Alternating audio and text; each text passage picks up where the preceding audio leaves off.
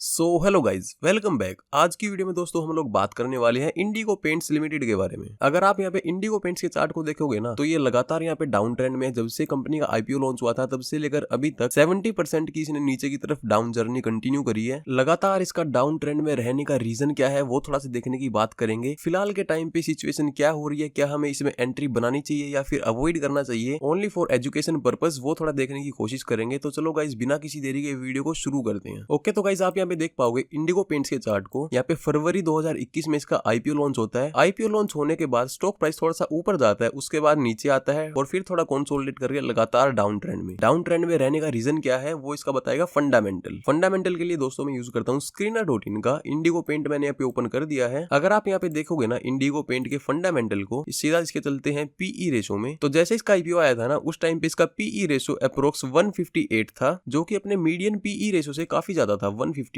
चीजें यहाँ पे ओवर वैल्यूड थी। तो होना क्या था, कंपनी यहाँ पे लिस्ट होती है, काफी ज्यादा ओवर वैल्यूड थी, तो मार्केट ने इसको सबक सिखाना ही था। तो लगातार यहाँ पे डाउन ट्रेंड था। फिलहाल के टाइम पे बात करें इसके करंट पीई रेशो की, तो करंट पीई रेशो इसका जो है अप्रोक्स 52.1 का अभी चल रहा है और मीडियन पीई रेशो है इसका 55.2, यानी कि चीजें अभी फेयर वैल्यू पे हमें यहाँ पे मिल रही है। पहले एक बार इसके चार्ट को डिस्कस कर लेते हैं, उसके बाद इसके फंडामेंटल को थोड़ा डिटेल में जानने की कोशिश करेंगे। तो इसमें आपको मल्टीपल चार्ट पैटर्न फॉर्मेशन नजर आ रहे होंगे। सबसे बड़े टाइम फ्रेम पे बात करूं, ओवरऑल बात करूं, तो मेरे को यहाँ पे बहुत बेहतरीन चार्ट पैटर्न का फॉर्मेशन नजर आ रहा है, जिसे हम बोलते हैं राउंडिंग बॉटम। राउंडिंग बॉटम में क्या होता है दोस्तों, एक लेवल से स्टॉक प्राइस जो है लगातार नीचे आता है। नीचे आने के बाद एक जोन में फंस के रह जाता है, कंसोलिडेट करता है। उसके बाद इसकी थर्ड स्टेज क्या होती है, ये तो होगी इसकी पहली स्टेज। सेकंड स्टेज इसकी ओवर होने वाली है अप्रोक्स 90%। इसने जर्नी यहाँ पे कंटिन्यू कर ली है। जितने स्मार्ट इन्वेस्टर्स ने यहाँ पे एक्यूमुलेट करना था, वो एक्यूमुलेशन यहाँ पे ऑलमोस्ट ओवर होने वाला है और किसी भी टाइम स्टॉक प्राइस जो है ब्रेकआउट देके ऊपर की जर्नी कंटिन्यू कर सकता है। एंड थर्ड स्टेज इसमें यही होती है अप ट्रेंड। बड़ी बड़ी कैंडल्स यहाँ पे बनना स्टार्ट हो जाती है। दूसरा टेक्निकल टूल यहाँ पे हमें कंफर्मेशन दे रहा है, जिसे हम बोलते हैं फॉलिंग वेज। फॉलिंग वेज में दोस्तों क्या होता है, आपको एक रेजिस्टेंस की लाइन ड्रॉ करनी होती है, ट्रेंड लाइन जिसे हम बोलते हैं। स्टॉक प्राइस वहां से 2 या 3 बार रिजेक्शन फेस करता है। यहाँ पे 1 2 3 3 बार यहाँ पे रिजेक्शन फेस किया, 4 टाइम यहाँ पे ब्रेकआउट दे दिया। और दोस्तों हमें एक स्पोर्ट की लाइन भी ड्रॉ करनी होती है, जहां से मार्केट बार बार स्पोर्ट लेते हुए आया था। तो ये मैंने एक स्पोर्ट की लाइन ड्रॉ कर दिया, जहां पे ये दोनों लाइन मीट करती है ना, उसके पहले स्टॉक प्राइस जो है ब्रेकआउट देता है, जो कि हमारे लिए एक इंडिकेशन है कि हमें यहाँ पे अलर्ट हो जाना है। स्टॉक प्राइस में फर्दर गिरावट नहीं होगी। स्टॉक प्राइस जो है थोड़े टाइम के लिए कंसोलिडेट कर सकता है और एट द एंड ऊपर की जर्नी कंटिन्यू कर सकता है। ये तो हो गई बड़े टाइम फ्रेम की बात। अगर हम यहाँ पे थोड़े छोटे टाइम फ्रेम में आएंगे, छोटे टाइम फ्रेम भी क्या हमें कोई चार्ट पैटर्न नजर आ रहे हैं, वो थोड़ा देखने की कोशिश करते हैं। सबसे पहले मैं इनको रिमूव कर देता हूँ। अगर दोस्तों आप लोग यहाँ पे ध्यान से देखोगे ना, तो आपको एक रेंज नजर आ रही होगी जो कि कुछ इस टाइप से है। यहाँ पे मल्टीपल टाइम जो है मार्केट ने रिजेक्शन फेस किया है। जैसे ही इस लेवल पे आता है सेलिंग आती है, इस लेवल पे आता है सेलिंग आती है, इस लेवल से मल्टीपल टाइम यहाँ पे सेलिंग आ चुकी है और मल्टीपल टाइम सेलिंग आई है। इसमें एक बेहतरीन चार्ट पैटर्न का फॉर्मेशन हुआ है, जिसे हम बोलते हैं inverted head and shoulder. Inverted head and shoulder कैसी है, ये इसका नेकलाइन हो गया, ये हो गया लेफ्ट शोल्डर, उसके बाद बना पूरा का पूरा हेड, ये राइट शोल्डर और एक और शोल्डर यहाँ पे बन चुका है। जिसमें क्या होता है कि स्टॉक प्राइस ब्रेकआउट देके रीटेस्ट करके ऊपर की जर्नी कंटिन्यू करता है। अगर हम लोग यहाँ पे एंट्री करते हैं अपनी कुछ परसेंट क्वांटिटी के साथ, तो पहला टारगेट हम लोग लेके चल सकते हैं इस वाले स्विंग का, जो कि है 2232, और दूसरा टारगेट हमारा होगा ये पूरा का पूरा राउंडिंग बॉटम का टारगेट, जो कि निकल के आ रहा है ये वाला स्विंग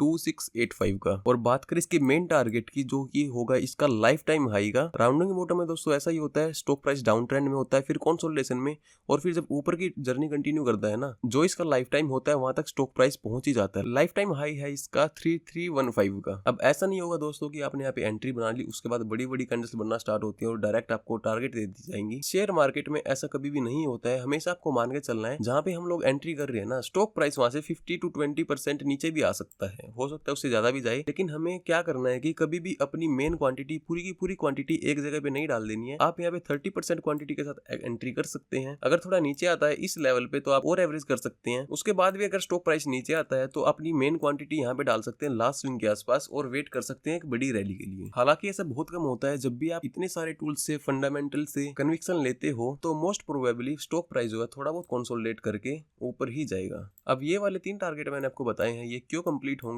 उसका कन्विक्शन हमें मिलता है इसके फंडामेंटल से। फंडामेंटल के लिए दोस्तों हम चलते हैं स्क्रीनर.इन पे। ओवरऑल एक नजर मारना चाहेंगे इंडिगो पेंट पे, तो मार्केट कैप इसका 7941 करोड़ है, जो कि एक मिड कैप की कंपनी है। तो इसमें अपनी होल्डिंग जो है अपने रिस्क एपिटाइट के साथ बनाना, जितना आपका रिस्क मैनेजमेंट अलाउ करता है मिड कैप कंपनीज में इन्वेस्ट करने के लिए। क्योंकि मिड कैप में दोस्तों ऐसा होता है कि स्टॉक प्राइस रातों रात बहुत ज्यादा चढ़ भी सकता है, रातों रात बहुत ज्यादा नीचे भी आ सकता है। तो इन कंपनीज में थोड़ा सा रिस्क तो रहता ही है। ROCE ROE यहाँ पे काफी अच्छे हैं, 23.2 और ROE है इसका 17.5 का। डेब्ट टू इक्विटी रेशो यहाँ पे 0.02 है, यानी कि कंपनी ऑलमोस्ट डेब्ट फ्री है। 7,400 करोड़ की कंपनी है। डेब्ट है इसका यहाँ पे ओनली 16.8 CR। इसका पी रेशो भी अपनी इंडस्ट्री पी रेशो के नीचे है। मीडियन पी हमने देख लिया था। और चलते हैं इसके प्रॉफिट एंड लॉस में। कंपनी के सेल्स जो है यहाँ पे लगातार बढ़ रहे हैं। 155, 196, अभी 294 हो चुके हैं। ऑपरेटिंग प्रॉफिट भी इनका लगातार बढ़ रहा है। नेट प्रॉफिट भी लगातार बढ़ रहा है। पहले 12 का था, अभी 26 का हो चुका है। और बात कर लेते हैं इसके ईयरली प्रॉफिट एंड लॉस की। तो कंपनी के सेल्स यहाँ पे लगातार बढ़ रहे हैं। जो सेल्स फिगर पहले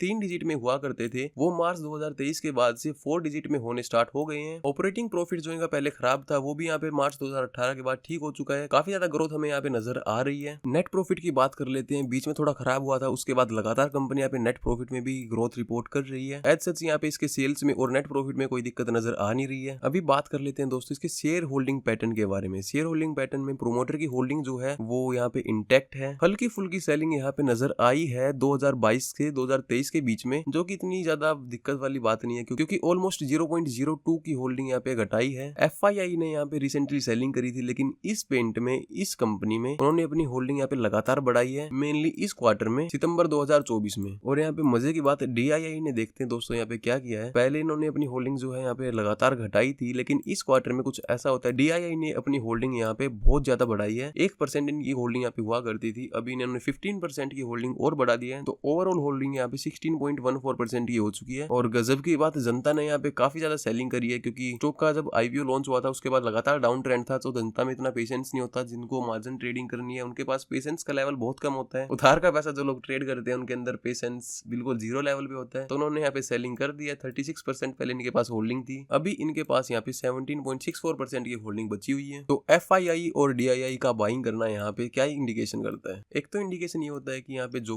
मोस्टली पैसा है वो स्ट्रॉन्ग हैंड्स के हाथ में। जनता के पास ओनली 17% की होल्डिंग है, बाकी की पूरी होल्डिंग स्ट्रॉन्ग हैंड्स के हाथ में है, जो कि इंडिकेट करता है कि स्टॉक प्राइस में फिर से एक बड़ी रैली आ सकती है। यहाँ से थोड़ा बहुत नीचे भी जा सकता है, उसके लिए भी हमें तैयार रहना पड़ेगा। नीचे जाता तो एवरेज करना पड़ेगा। कभी भी ऐसा नहीं होता है कि जहाँ पे आपने बाय करा वहीं से जो है स्टॉक प्राइस भागना स्टार्ट कर दे। तो गाइस ये था आज का वीडियो आपको कैसा लगा लाइक और कमेंट करके मुझे बता देना। Thank you so much guys, thank you so much for watching. Bye bye and take care.